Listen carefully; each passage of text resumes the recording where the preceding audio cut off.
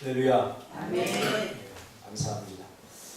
특별히 우리 꿈 있는 교회에서 석권 집사님, 도영 집사님 같이 예배를 드리기 위해서 감사드리고, 우리 옆에 있는 분들과 한번 인사할까요? 내가 더 많이 사랑하겠습니다. 내가 더 많이 사랑하겠습니다. 다시 한번 하세요. 말로만 하지 마세요. 말로만 말씀하세요. 이게 진리인 것 같아요. 내가 더 많이 사랑하고 내가 더 많이 용서해야 됩니다. 우리 저번 주에 이어서 인도하심이라고 하는 제목으로 하나님 말씀 증거하겠습니다. 우리가 다윗을 비롯한 성경의 인물들을 삶의 모델링으로 삼으려고 할 때 가장 중요한 게 있습니다. 그게 뭐냐면 그 사람들의 인간적인 면이 아니라 그들의 신앙의 스토리에 집중해야 됩니다. 그렇지 않으면 이제 죄를 짓고도 자기 합리화를 하게 됩니다. 예를 들면 다윗도 그랬는데, 다윗도 이런 죄를 지었는데 나 같은 사람이야 뭐 당연히 짓겠지, 이렇게 되면서 죄 지은 것에 대해서 합리화시킵니다. 우리 상진 집사가 결혼하기 전에 가끔 저한테 우리 농담을 했죠. 난 아브라함이 될 거야. 왜? 아브라함은 여자를 많이 얻었잖아. 그렇죠. 아브라함도 여자를 많이 얻었는데 하물며 나 같은 사람이야. 이렇게 되는 거죠. 그래서 우리가 신앙의 그 선진들을 신앙의 모델링으로 삼을 때 조심해야 될 것은 그들의 신앙의 스토리에 집중해야 된다는 거죠. 다윗은 인간적으로 보면 정말 불쌍한 사람이고 어쩌면 인생의 실패자입니다. 인간적으로 보면 그렇다는 거예요. 성경의 여러 정황으로 봤을 때 다윗의 친아버지는 사실 이새가 아닙니다. 다윗의 친아버지는 성경의 여러 가지 정황을 보니까 나하스라고 하는 사람입니다. 친아버지. 그리고 두 여동생 수르야와 아비가일과 함께 이제 나하스로부터 버림을 받게 됩니다. 어떤 이유에서인지 모르지만 부모가 자식을 버릴 수밖에 없었던, 그래서 이새의 집으로 입양되어서 팔려갔던, 그러니까 말이 입양이지 사실은 고대 근동아시아에 사람이 입양된다라고 하는 것은 거의 종이나 마찬가지입니다. 종으로 팔려간 거나 마찬가지죠. 이 고아들의 뼈아픈 고통, 제가 상담을 하면서 이제 혼자 고아를 자른 사람들을 이렇게 가끔 만날 기회가 있어 만나는데, 이 고아들의 가장 큰 고통은 사실 혼자라고 하는 외로움일 것이다 이렇게 생각하기 쉽지만은 아닙니다. 혼자라고 하는 외로움은 버틸 수 있는데 이 고아들의 가장 큰 고통은 부모로부터 버림을 받았다라고 하는 사실. 이것이 엄청난 거절감으로 마음 안에 사로잡혀 남아서 사실 평생을 거절감 때문에 고통당하는 것을 제가 많이 보았습니다. 그래서 다윗이 실제로 그가 쓴 시편 27편 10절에 내 부모는 나를 버렸으나 여호와는 나를 영접하시리라 라는 구절이 있는데, 이 다윗의 고백은 은유나 혹은 시적 아이디어가 아니라 그의 실제적인 삶의 모습입니다. 실제로 나하스라고 하는 부모로부터 어떤 이유에 있는지 모르지만 좋은 이유에서 버림받지는 않았을 거예요. 버림을 받고 그가 마음속 깊은 곳에 간직하고 있는 내 부모는 나를 버렸으나 여호와는 나를 영접하시리라, 이런 식구를 남긴 것입니다. 그리고 사무엘상 18장 23절에 보면 다윗은 나는 가난하고 천한 사람이로라 고 고백을 합니다. 실제로 이새는 가난하지 않은 사람입니다. 실제로 분홍이고 그래도 그 당시에 괜찮게 산 사람입니다. 그런데 다윗은 나는 가난하고 천한 사람이라고 말합니다. 이것은 이새는 가문이 굉장히 괜찮은데 다윗은 그렇지 못하다는 것을 반증해 주고 있는 것이죠. 그래서 다윗은 어쩌면 이스라엘 초대왕 그 사울보다 더 많은 열등감을 가지고 있었던 것 같아요. 제가 보니까. 그래서 이 사울은 다윗은 만만히요 사울은 천천히라는 말에 분노했지만, 다윗을 죽이려고 혈안이 되어서 쫓아다녔지만 그 열등감 아닙니까? 그러나 다윗은 어쩌면 더 더 사울보다 큰 열등감을 가지고 있었다는 사실이죠. 그래서 사무엘이 이스라엘의 왕으로 하나님께 부름을 받아 기름을 부으러 이새의 집에 찾아갔을 때 아마 이새는 설마 다윗이 왕이 될까? 전혀 기대도 하지 않았어요. 그리고 다윗, 입양에서 온 이 다윗을 왕으로 삼지 않았던 거예요. 자기가 직접 낳은 아들이 왕이 되기를 원했지 입양되어서 온 이 다윗을 왕으로 세우고 싶은 마음이 조금도 없었던 거죠. 그래서 그 왕이 되기 전에 기름 부으려고 하는 그 기사를 보면 이새가 굉장히 망설입니다. 다윗이 있는 것을 잘 가르쳐주지 않는 것을 보게 되죠. 또 이 다윗은 실제로 겉으로는 자신을 죽이려고 하는 음모와 틈만 나면 자신의 왕위를 빼앗으려는 사람들에게 둘러싸여 있었습니다. 얼마나 불안했을까요? 아마 그 마음은 단 한시도 평안할 수 없는 상황이었을 것입니다. 우리가 부부간에도 잠깐 다투면 금방 지옥이 되지 않습니까? 한 사람과 갈등이 있고 누군가 갈등이 있으면 금방 행복이 깨지고 불편하고 이 마음이 뭔가 분노가 쌓이고 그러지 않습니까?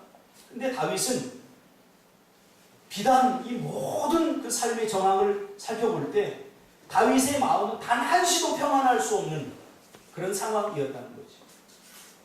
내면적으로는 열등감과 부모로부터 버림받았다고 하는 그 열등감과 분노와 싸워야 됩니다. 또 겉으로는 수많은 자기 왕위를 찬탈하려고 심지어는 자식까지도 자기 왕위를 찬탈하려고 하는 그러한 삶의 정황 속에 사로잡혀 있었다는 거죠. 이쯤 되면 다윗에게 정상적인 평안과 행복한 삶을 기대하기는 어렵습니다. 보통 고대 근동 아시아의 왕들이 단명했습니다. 단명한 이유는 바로 이러한 두려움과 불안함.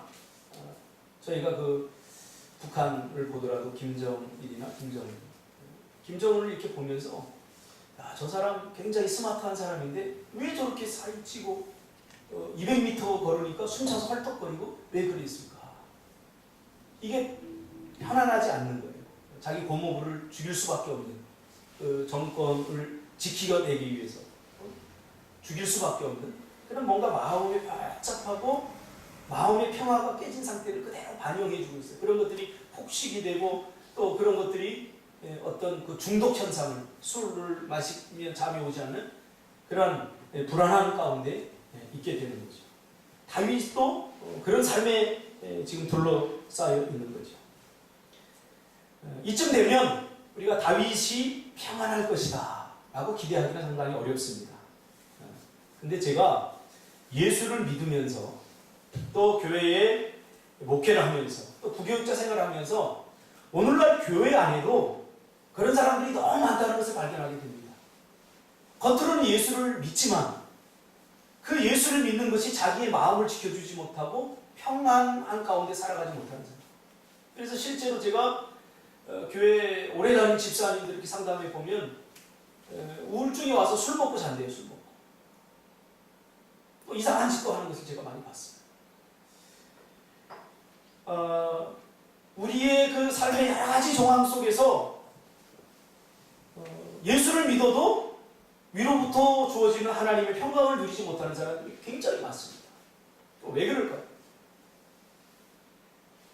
이 과거가 문제가 있는 거죠. 그건 역기능적. 오늘 다윗이 잠깐 제가 살펴봤지만 그런 역기능적인 가정력을 가지고 있는 사람들이 예수를 믿음에도 불구하고 그것이 계속해서 나의 삶에 영향을 미치고 있는 거죠.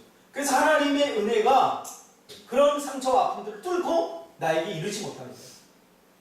그래서 설교를 듣고 말씀을 들을 때 은혜를 받고 잠깐 괜찮은 것 같은데 다짐하고 결심하면 돌아서면 똑같은 생활이 반복되는 거예요. 또 문제가 오면 두려워지고 또 어려움이 오면 걱정이 되고 좀처럼 바뀌지 않는 거예요. 그러다 보니까 어떻게 돼요? 무기력해지죠. 야, 예수 믿는 것이 이런 나의 삶의 문제들을 해결해 줄 수 없구나 하는 공허함에 사로잡히게 되는 거죠. 이것이 문제. 오늘 여러분 중에도 혹시 그런 사람들이 있다면 오늘 다윗을 통해 다윗이 이 문제를 어떻게 해결해 나가는가 한번 살펴볼 필요가 있어요. 그래서 교회를 열심히 다니지만 저는 종교 중독자들을 교회 안에서 많이 발견했습니다. 정말로 예수를 만난 것이 아니라 예수를 만나고 싶은 사람들, 천국 가는 확신을 가진 사람들이 아니라 천국을 가고 싶은 사람들. 그래서 구원에 관한 확신도 없으면서 기독교라고 하는 종교에 몰입해서 종교 중독이 되어버리는 거죠. 열심입니다. 새벽기도도 다 나오고요. 수요예배도 빠지지 않아요. 그러나 그 마음은 늘 공허합니다. 그 마음 가운데 기쁨이 없어요. 여러분, 혹시 여러분 가운데 그런 사람들이 있다면 오늘 다윗에게 집중할 필요가 있습니다. 저는 상담 사역을 하면서 교회 안에서 말하기조차 싫은 나의 과거의 아픔들과 고통들을 가지고 여전히 삶의 자유함을 얻지 못하고 복음의 능력을 누리지 못하는 사람들을 많이 발견했어요. 예수를 믿어도 이것들이 마음속 깊은 곳에 자리 잡고 좀처럼 해결되지 않아서 여전히 이런 것들이 나를 괴롭히는 사람들. 그래서 더 열심히 신앙생활하고 더 열심히 기도하지만 그럴수록 더 공허해지는 사람들. 그러다 결국은 교회를 떠나고 믿음을 떠나고 그를 떠날 용기가 없는 사람들은 교회에 남아있지만 형식적인 그리스도인이 되어버리는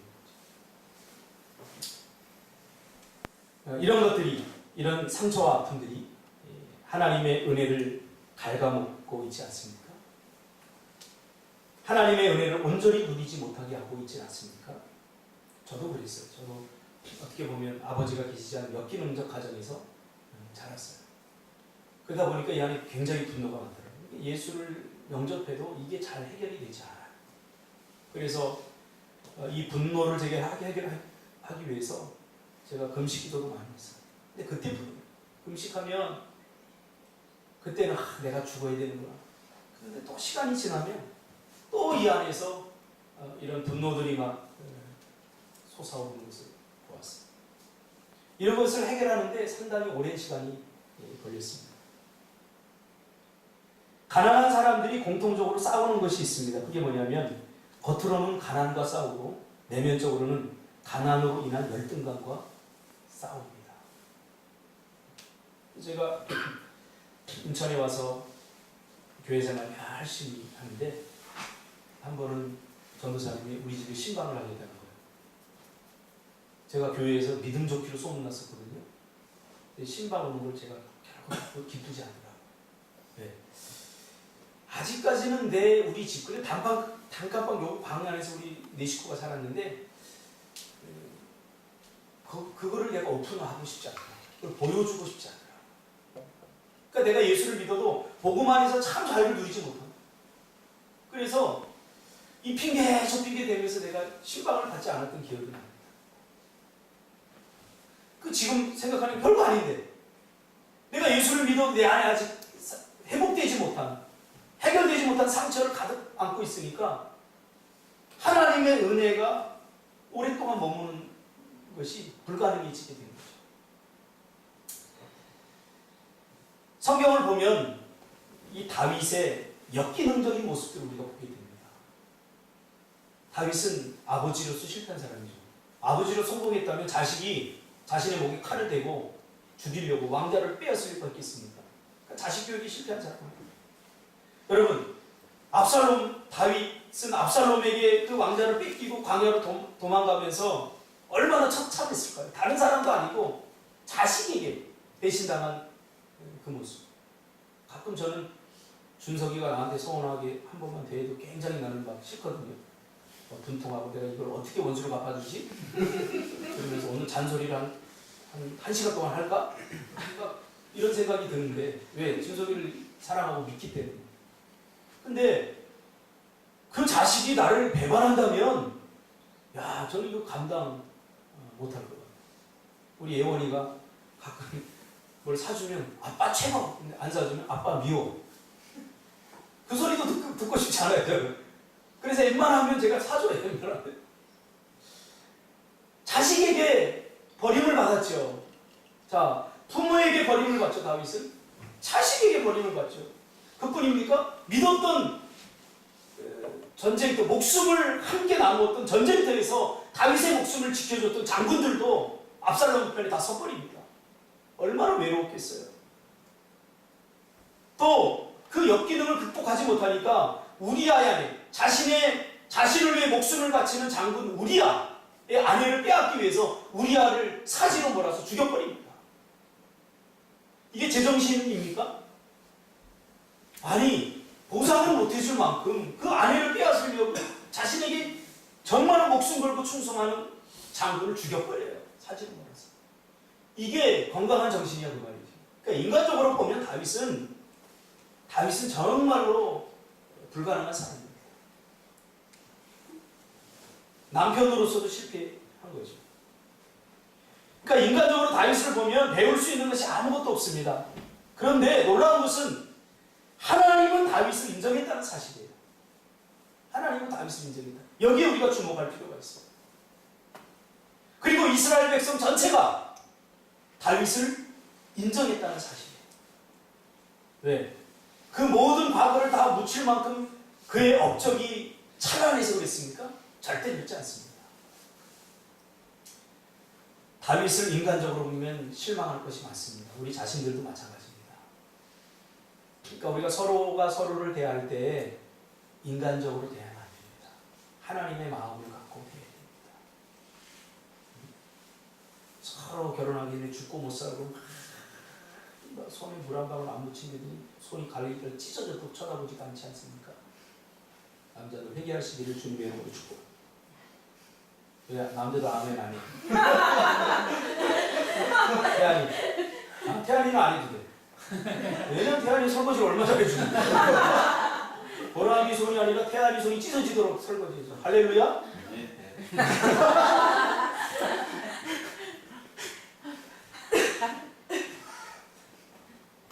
근데 더 놀라운 것은 뭐냐면 다윗은 이러한 자식으로부터 버리고 부모로부터 버림받고 충성스러운 그 장군들로부터 버림받고 주위에 아무도 없는 그런 상황에서도 그 고통과 아픔의 상처를 가지고도 다윗은 샬롬, 평강을 잃지 않고 살 수 있었다고 하는 거죠. 여기에 비결이 있습니다. 여러분, 좋은 환경에서 누가 행복하다고 말하지 못하겠습니까? 그러나 다윗의 위대함은 이렇게 뼈저린 그 광야의 한복판, 아들에게 쫓겨가는 그 광야의 한복판에서 여호와는 나의 목자시니 내게 부족함이 없다라고 말하는 거예요. 여러분, 이게 진짜 신앙입니다.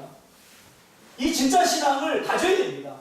그래야 세상의 어떠한 문제와 어려움 앞에서도 불평하거나 원망하지 않고 우울해하지 않고 감정적으로 다운되지 않습니다. 오늘날 한국에 가장 많은 우울증이 걸린 집단이 어디냐면 교회입니다. 왜? 목사들이 복음을 전하지 않고 성장 위주로 다 키우다 보니까 이 마음이 다 공허한 거예요. 예수 안에서 참 자유를 누리지 못하는 거예요. 물론 과정 속에서는 그럴 수 있어요. 우리 다윗에게 집중할 필요가 있죠. 실제로 우리가 살펴보는 이 시편 23편은 바로 이런 뼈저린 상황을 겪으면서 그대로 그의 마음을 함축하여 쓴 시 아닙니까? 그 시에 나타난 그의 마음은 너무너무 평안합니다. 너무너무 평안해서 당황할 수 없습니다. 자신은 지금 목자이신 여호와를 따라가고 있다는 것입니다. 그의 뼈아픈 과거 때문에 사람들과의 관계에는 실패했지만 그러나 그가 정말 잘한 것이 있습니다. 지금 그의 마음에 평안을 유지할 수, 이런 폭풍치는 이런 마음 속에서 그의 마음을 그런 것들에 빼앗기지 않고 샬롬, 평안을 유지할 수 있었던 가장 중요한 이유는 뭐냐면 바로 하나님과의 관계가 올바랐기 때문입니다. 이게 핵심입니다. 여러분이 이 어려움을 당할 때 사실은 그 문제보다 더 심각한 건 뭐냐면 하나님과의 관계가 올바르지 않다는 거예요. 하나님과의 관계가 올바르게 잘 맺어 있다면 어려움이 우리를 절대 쓰러뜨릴 수 없습니다. 문제가 우리를 절대로 낙심시킬 수 없습니다. 다윗 보세요. 모든 사람에게 다 버림받은 그 상황에서도 마음의 평안을 빼앗지 않습니다. 그러면 다윗이 거짓말하고 있는 겁니까? 절대 그렇지 않습니다. 위선으로 평안한 척하고 평강이 있는 척하는 겁니까? 절대 그렇지 않아요. 이건 다윗의 진실입니다. 여러분, 이 다윗의 이 마음이 오늘 여러분에게 회복되기를 주님의 이름으로 축복합니다. 좋은 환경 속에서 다른 사람들과 좋은 관계 속에서만 기쁜 것이 아니라 그렇지 않더라도 부모에게 버림받고 자식에게 버림받고 사람들이 나를 왕따시켜도 빼앗길 수 없는 평안, 그것이 하나님으로부터 온다는 거예요. 하나님과의 올바른 관계 맺기, 이거 굉장히 중요합니다. 유진 피터스는 인간은 하나님과 관계를 맺고 있을 때 가장 살아있다, 그렇게 alive, 가장 활력이 있다, 이렇게 말하고 있습니다. 무슨 말입니까? 사실 우리가 힘든 것은 문제나 이 어려움 때문이 아니라 하나님과의 관계가 자주 어긋나기 때문입니다. 자주 어긋나기. 하나님께 집중해야 돼요. 한시도 한 눈을 팔아서는 안 돼요. 하나님과 온전한 관계를 맺고 있을 때 우리는 가장 활력 있는 사람들이 되는 거죠. 그래서 다윗처럼 이런 어렵고 힘든 심리적 고통 상황 속에서도 이렇게 아름다운 시를 써낼 수 있는 거예요. 이렇게 아름다운 고백을 할 수 있는 거죠. 준석 집사가 얼마 전에 그런 이야기를 합니다. 목사님, 요새 기도하고 싶고 찬양이 회복되고 기도가 회복되는 것 같아요. 제가 그 이야기를 가만히 들으면서 기도하기 때문에 회복된 게 아닙니다. 찬양하기 때문에 회복되는 게 아니에요. 예배하기 때문에 회복되는 게 아니에요. 그 시간에 하나님과의 관계를 맺고 하나님과의 관계적 활발함이 있기 때문에 내가 회복되는 거예요. 그러니까 죄는 하나님과 우리 사이의 공급, 하나님으로부터 오는 공급을 끊어버리잖아요. 그래서 기도할 때 우리가 회개해야 되는 이유는 거예요. 공급이 하나님께로부터 오는 가장 좋은 것들이 막혀버리는, 그것이 눈에 보이는 것부터 보이지 않는 우리 마음도 마찬가지예요. 우리는 이런 것들을, 이런 평안을 세상으로부터 자꾸 얻으려고 해요. 물질, 내가 원하는 것을 먹고 내가 원하는 대로 하고 성취하고 이루고, 그 잠깐뿐이라는 거예요. 그래서 이런 것은 계속해서 추구하다 보면 지쳐요. 음식을 하나 먹으면 처음에 먹을 땐 좋았는데 더 좋은 걸 먹고 싶어요. 그 다음에 이걸 갖고 청이 안 차요. 더 좋은 걸 먹고 싶어요. 이게 중독되는 거예요. 중독은 뭐냐? 몸에서 땡기는 거예요. 그렇게 하지 않더라도 하나님과 좋은 관계를 맺으면 우리 안에서 이런 영적인 활발함이 생긴다. 그래서 자고 일어나도 막 힘이 생기고 힘들고 어려워도 그 어려운 문제로 인해서 내가 밟히지 않아요. 그 문제 눌리지 않는다. 여러분, 하나님과의 관계 한번 점검해보세요. 어떻습니까? 좋겠죠. 그렇잖아요. 저희 권사님 그런 얘기를 해요. 저도 아는 누님이 있는데 어릴 적에 우리 큰 누님하고 굉장히 친했어요. 근데 오랫동안 연락을 안 하고 다가 얼마 전에 이렇게 페이스북으로 이렇게 봤는데 굉장히 낯설다고 그래요. 제가 어린 마음에도 그때 굉장히 친했거든요. 근데 오랫동안 관계가 끊어지니까 얼마나 낯설어요. 남보다 더 낯설어요. 하나님과 우리의 관계도 마찬가지입니다. 나는 하나님과 친하다고 주장하지 말고 정말 하나님도 나를 그렇게 보실까? 관계 점검을 하자는 거죠. 관계를 잘 맺으려면 가장 중요한 게 에베소서에도 우리 가르쳐주는 게 있는데, 권리로 다가가지 말고 너에게 의무로 다가가야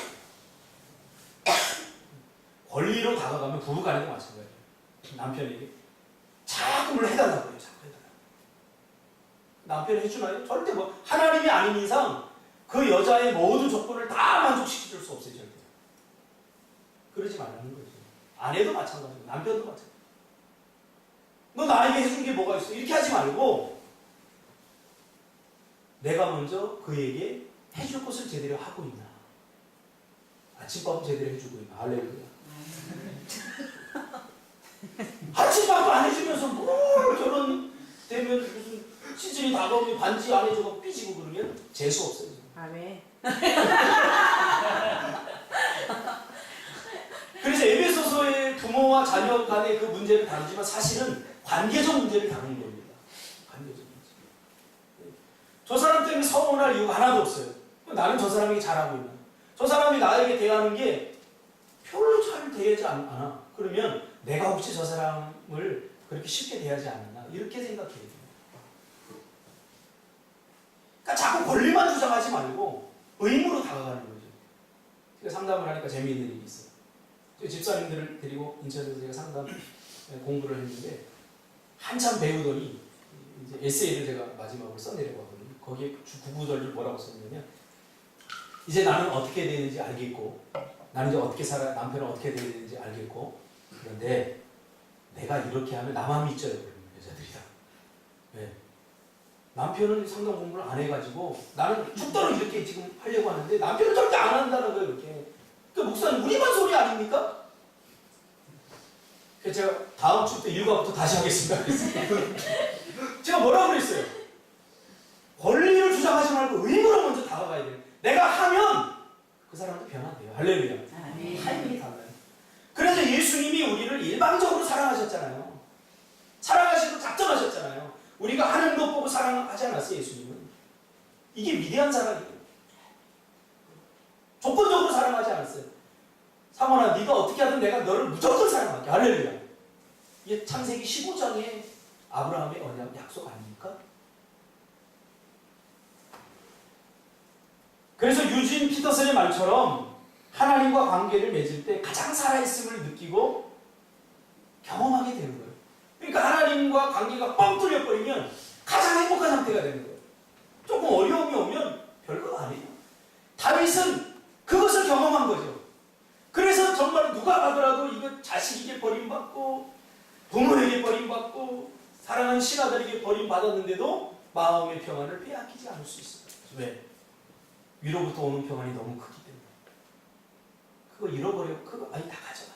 왕자 다 가져가. 그래 자식도 다 내 거 아니야. 다 하나님 주신 거. 그래서 관계가 참 중요합니다. 하나님과의 관계. 기도 자체가 아니라 기도를 통해서 우리가 뭘 얻고자 하는가. 그게 중요합니다. 예배도 마찬가지입니다. 오늘 예배 드렸다고 만족하면 안 돼요. 예배 시간에 무슨 일이 일어나야 됩니다. 왜? 하나님 만나야죠. 하나님 만나 소통해야죠. 이 설교를 통해서 하나님의 음성을 들어야 돼요. 찬양을 통해서 준석 집사 요새 찬양이 정말 살아있지 않습니까? 얼굴은 보고 싶지 않은데 찬양성이 너무 좋아요.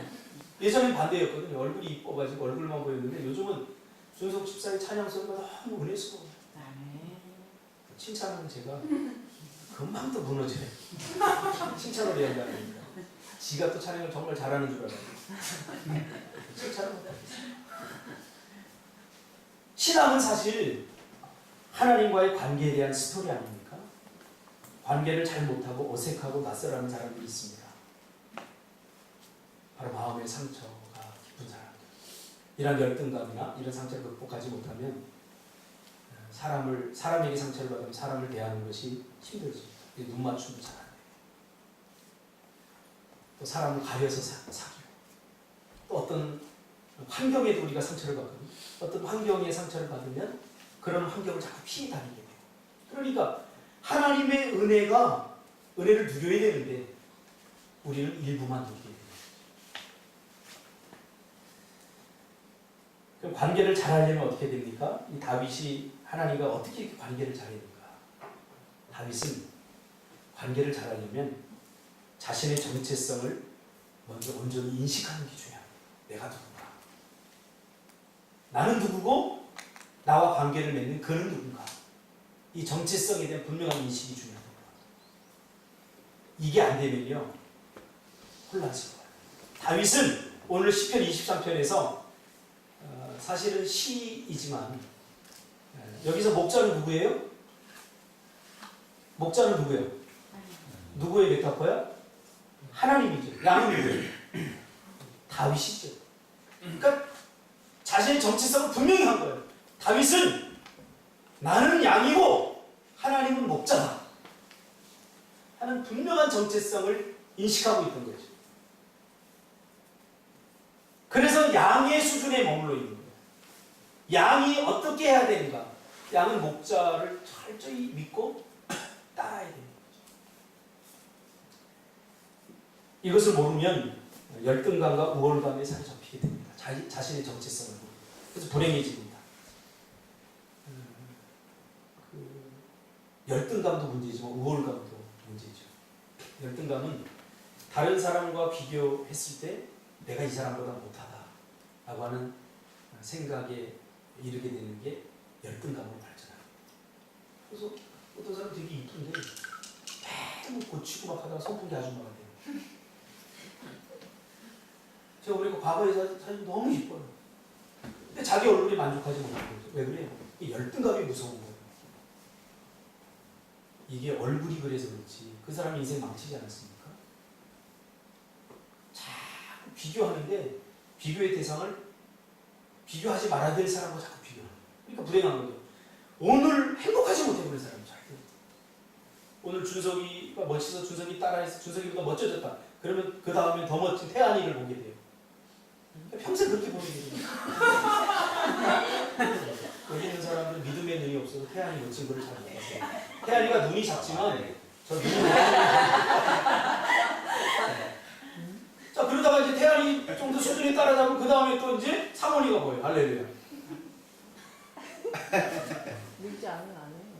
이게 열등감의 무서움입니다. 열등감, 만족이 없어요. 그러니까 우월감은 뭐냐면 비교해서 자기가 그 사람보다 낫다라고 생각해요. 그래서 위에서 자꾸 바라봐요. 평가하고 정죄하고 이렇게 됩니다. 그러니까 이 우월감이 극복하지 못하면 교회 안에서 교회 다녀도 사람들 자꾸 정죄하게 돼요. 위에서 보게 되죠. 안도현이 쓴 우리 조카가 안도현 수제자인데 안도현 와이프 수제자 집. 그 연어는 참 좋아요. 안도현은 어떤지 모르지만 그 연어에 보면 그 은빛 연어가 그런 말을 하죠. 사람들은 자꾸 위에서 보려고 해요. 생각해보세요. 어제 석근 집사님 위에서 보니까 좋던가요? 모르겠어요. 일하느라고 자꾸 위에서 보려고 하지 말고 예수님이 인간의 몸을 입고 오신 것은 이렇게 우리 입장과 같이 하려고 합니다. 그러니까 너의 입장이 다 서보는 게 중요해요. 누구나 평가할 수 있어요. 근데 이 우월감 때문에 내가 너보다 낫다. 나은 게 어디 있어요? 이게 마음의 상처가 깊은 거죠. 제가 우리 교회 다녔던 집사님 부부가 문제가 생겨서 이렇게 상담을 했는데 이 집의 문제는 뭐냐면 아내가 자기가 아깝다고 생각하는 남편이. 내가 객관적으로 봤을 때 남편이 훨씬 난데 이 사람은 자기가 이 남자 만나서 평생을 이렇게 불행하게 산다고 생각합니다. 나는 얼굴도 이쁘고 더 좋은 남자를 만날 수 있었는데 그래서 내가 그 다음 주에 설교를 하나님이 주신 그대로 전했어요. 지금의 남편은 당신의 기도의 응답이고 하나님이 주신 축복의 선물입니다. 그랬더니 며칠 있다 교회 안 나온다고. 아유, 듣고 싶지 않은 거죠. 여러분 부부는 누가 나은 게 아니에요. 사모님하고 나하고 내가 훨씬 나은 것 같죠. 이런 마음이 나오면 안 되겠네. 그러나 하나님이 가장 적합한 사람을 붙여주신 거예요. 할렐루야. 남편이 낫다, 뭐 아내가 낫다. 그 불행이 시작입니다. 관계는 그렇게 하는 게 아니에요. 자기를 정확히 아는 게 중요하죠. 인간의 타락의 시발점은 피조물인 인간이 하나님처럼 되려고 시도한 반역 아닙니까? 어떻게 피조물이 신이 될 수 있습니까? 우리 안에는 이 반항적 기질이 죄성으로 존재합니다. 틈만 나면 내가 내 인생의 주인이요 왕이 되려고 하는 자기 중심성. 그러니까 하나님이 다윗을 그렇게 윤리적이고 도덕적으로 흠이 많은 다윗을 인정한 것은 다윗의 마음 안에는 왕이 딱 한 분밖에 없어요. 바로 여호와 하나님이었죠. 자신이 왕인데도 다윗은 왕 행세를 하지 않았어요. 왜? 하나님만이 유일한 왕이기 때문에. 그래서 자기 마음대로 한 게 없어요. 비록 인간적 연약함 때문에 가끔 실수를 했지만 그때마다 회개하고 자복하고 하나님 앞에 나아가죠. 제가 늘 이야기하지만 회개해야 됩니다. 오늘 한국교회가 회개를 외치는 목사님이 별로 없어요. 왜?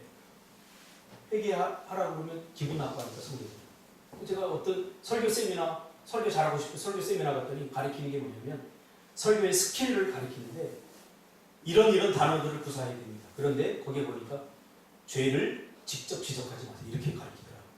그러니까 바로 나가버렸어요. 죄 지었는데 죄 지었다고 말하지 말라. 이 말은 뭐냐면 왜 그러냐? 기분 나빠하니까 성도들이. 그러면 성도들이 교회 찾아오지 않는데요. 그래서 저는 꿈이 있는 교회 김성찬 목사를 되게 좋아합니다. 왜냐면 직접 얘기하잖아. 그렇지? 석권이 너 왜 싫을 줄 아네? 통장으로 붙여 막 이러잖아. 모르는 거 같지? 이게 착복이야. 할렐루야.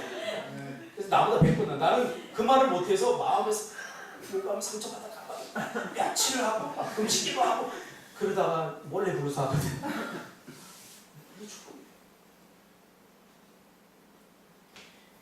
여러분이 인생의 왕 아닙니까? 내 마음대로 하지 않습니까 지금? 브레이크 없이 내가 지금 달려가는데 그걸 잡아줄 수 있는 사람이 누구예요? 하나님도 사실 필요 없잖아요. 하나님이 여러분 스kup할 때 여러분 정말 멈췄나요? 하나님이 가라고 부를 때 정말 가고 싶지 않은데 갔었나요? 아무도 여러분을 알릴 사람이 없잖아요. 그럼 여러분이 여러분의 인생의 왕 아닙니까? 다윗을 향해서 도덕적으로 흠이 많다, 가늠했다, 손가락질 하지 말고 여러분 마음대로 하잖아요. 기분 나쁜 교회일도 안 하고. 편집자 그렇지? 그런 경험 있어 없어? 있습니다. 회개해야 돼 아니? 네. 얼마나? 죽을 때. 내 인생의 왕은 내가 아니에요. 내 인생의 주인은 내가 아니에요. 다윗은 목자로서의 하나님을 제대로 경험한 거예요. 예, 목자의 심정이 되어봤거든요. 목자로서 양을 키워보니까 너무나 잘 알거든요. 목자가 어떤 마음을 갖고 있는지. 그러니까 다윗은 하나님은 나의 목자다. 그렇게 볼까? 얼마나 은혜가 됩니까? 할렐루야. 여러분 은혜 안 돼요? 이런 소리나 막 눈물 흘리고 막 이래야 되는데 참 닳고 달아갖고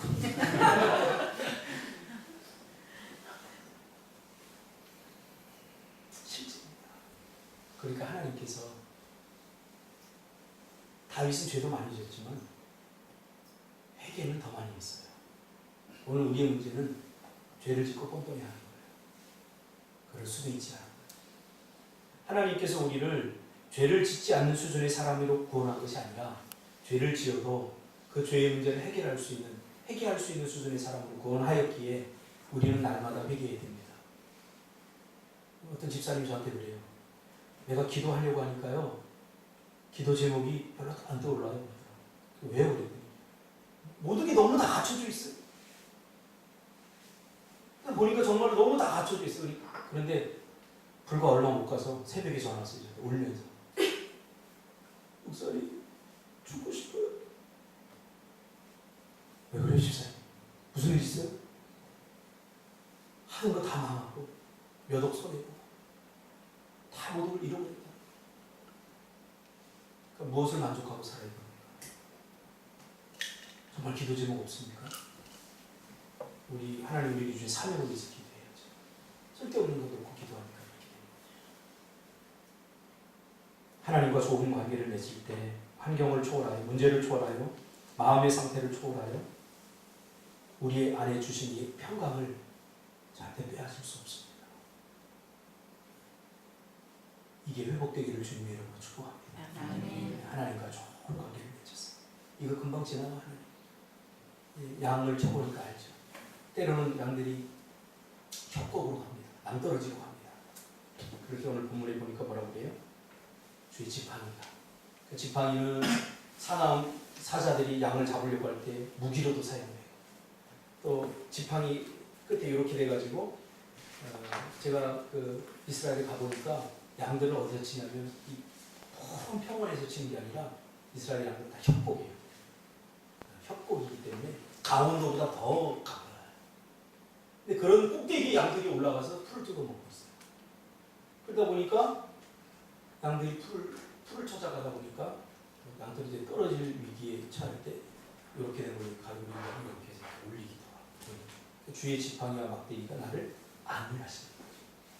안위하시는 거죠. 여러분 우리 꿈 불교 성도들은 다윗과 같은 시선을 가지고 다윗처럼 환경과 문제에 영향을 받는 것이 아니라 내 모든 것들이 폭풍친다고 할지라도 하나님이 주신 평강을 잃어버리지 않는 여러분들이 되시기를 주님의 이름으로 축복합니다. 아멘. 기도하겠습니다.